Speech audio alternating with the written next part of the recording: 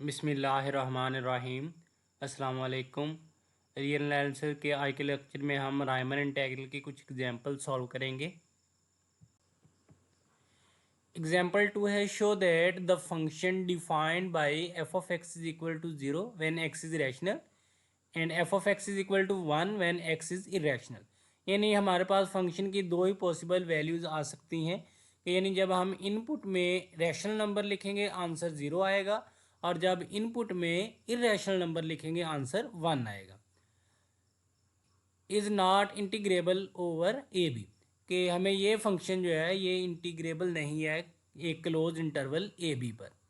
Late P be partition of interval a b, यानी a b एक close interval है, उसकी हमने पार्टीशन कर दी सब इंटरवल्स में। एन सब इंटरवल हम बनाते हैं, एक्स नॉट से एक्स वन पहला इंटरवल बनता है, फिर एक्स वन से x two second sub interval and so on.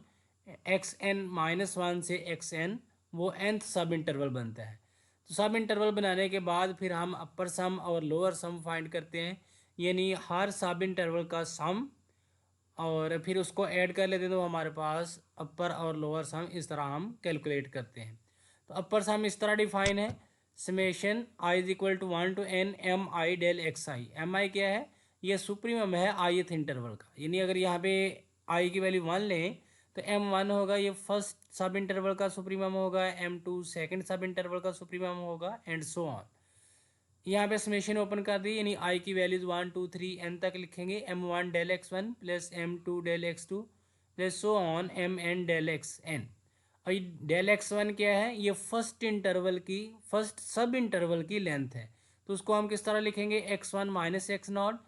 Del x2 क्या है, सेकंड सब इंटरवल की लेंथ है, उसको हम लिखेंगे x2 minus x1 and so on. और एक्स डेल एक्स एन क्या है, ये nth इंटरवल की nth सब इंटरवल की लेंथ है, तो उसको हम एक्स एन माइनस वन लिखेंगे। और यहाँ पे m1 क्या है, फर्स्ट सब इंटरवल में सुप्रीमम है। अब first sub interval x naught से x1 है, तो आपने पढ़ा होगा कि दो रियल नंबर्स के दरमियान में इनफाइनाइट रैशनल नंबर और इरेशनल नंबर होते हैं। अगर एक्स नॉट और एक्स वन दो रियल नंबर हों तो इन दोनों के दरमियान में रैशनल नंबर्स भी होंगे और इरेशनल नंबर्स भी होंगे।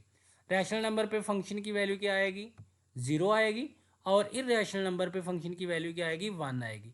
यानी फर्स्ट सब इंटरवल में जो मैक्सिमम वैल्यू होगी वो क्या होगी, 1।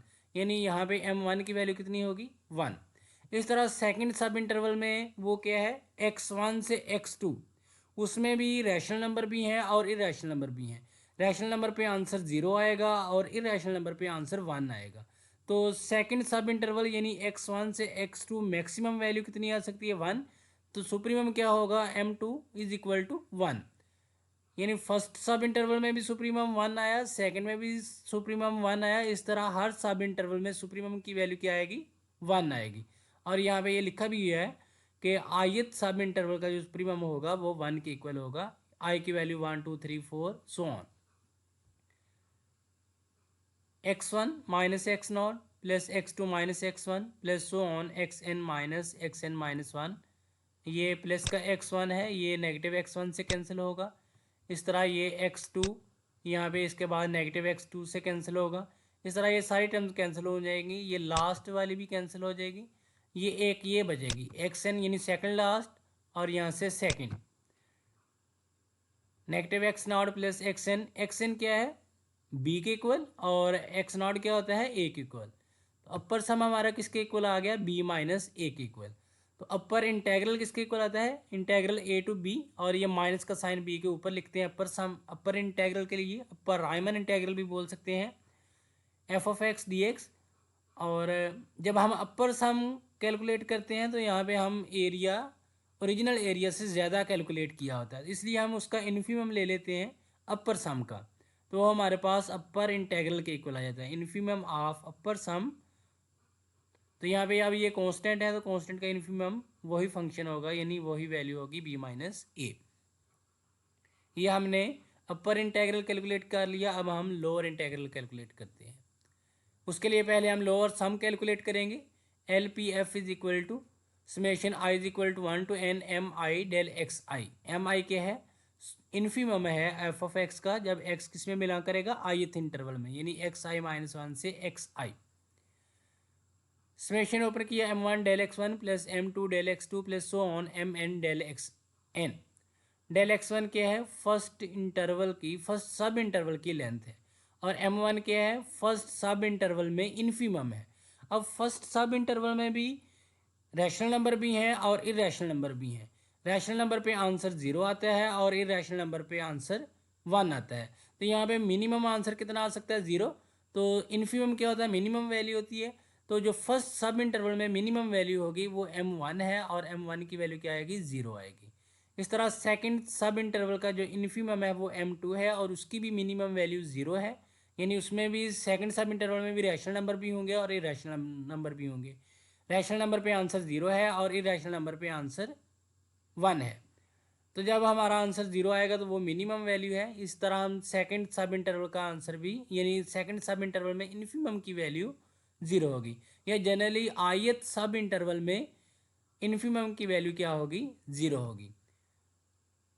तो ये 0 से मल्टीप्लाई होंगे तो सारे आंसर 0 हो जाएगा। लोअर सम हमारा किसके इक्वल आ गया, 0 के। अब लोअर सम का हम सुप्रीमम लें तो वो क्या होता है, लोअर इंटेग्रल होता है, या लोअर रायमन इंटेग्रल भी बोलते हैं। Integral a to b f of x d x is equal to, हम इसका सुप्रीमम लेंगे। अब ये है ही कांस्टेंट फंक्शन, यानी 0 के इक्वल है, तो सुप्रीमम भी इसका 0 के इक्वल आएगा। बाय इक्वेशन 1 एंड 2, इक्वेशन 1 में हमारे पास अपर इंटेग्रल आया था b माइनस ए के इक्वल, और इक्वेशन 2 में है कि हमारा लोअर इंटेग्रल 0 के इक्वल आया है। इसका मतलब इक्वेशन 1 और 2 से अपर और लोअर इंटेग्रल इक्वल नहीं है। तो जब लोअर और अपर इंटेग्रल इक्वल नहीं होते तो फंक्शन हमारा इंटीग्रेबल नहीं होता।